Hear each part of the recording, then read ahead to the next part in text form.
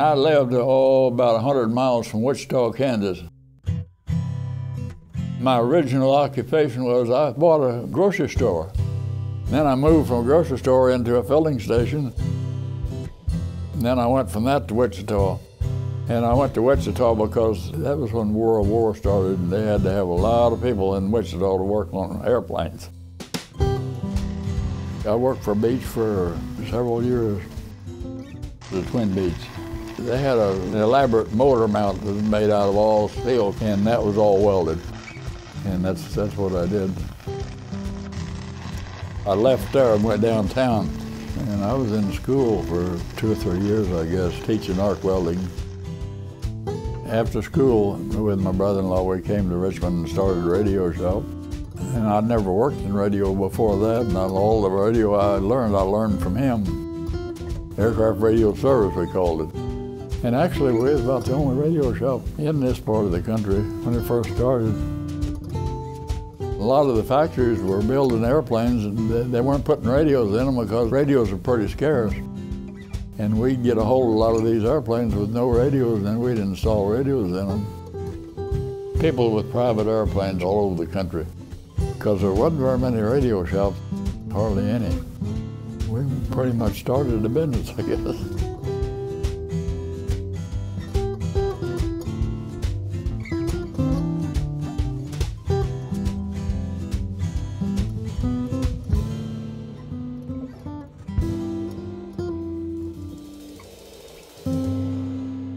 He built the CD-1 remote-controlled gyro, and he built the coupler, and then he also built the prop control. He was pretty sharp. He invented quite a few things. Course director was an amplifier that slaved the gyro, and then the information was taken back off of that and put into a course director. And the course director was a left-right needle. You could set the instrument up for, say, 60 or 90 or 100 degrees or whatever you want, and then this left-right meter would follow that. That course director and gyro was sold all over the United States. It was one thing by itself. Nobody had anything close to that. The constant speed propeller. This thing automatically changed the pitch of the propeller, controlled your speed. The bigger airplanes all had this, but the light airplanes didn't have it. Nobody had built one for light airplanes. Haskins was the only one that ever built one. They built it for the Bonanza, and the Bonanza was about one of the sharpest light airplanes built at that time. And of course, they spread out and went all over the United States.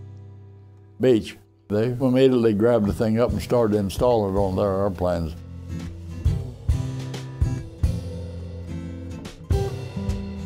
Dave Payne bought and sold airplanes and gave flight instructions. And then we moved in the same hangar and started up a radio shop.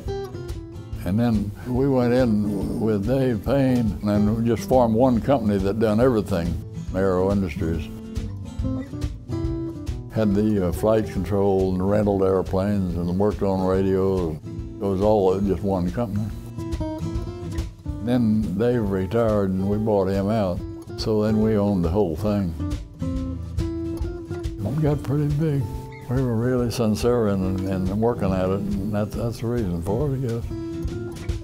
I think we were pretty lucky in the things that we did, and I can't think of a thing we did change. Can't think of a single thing.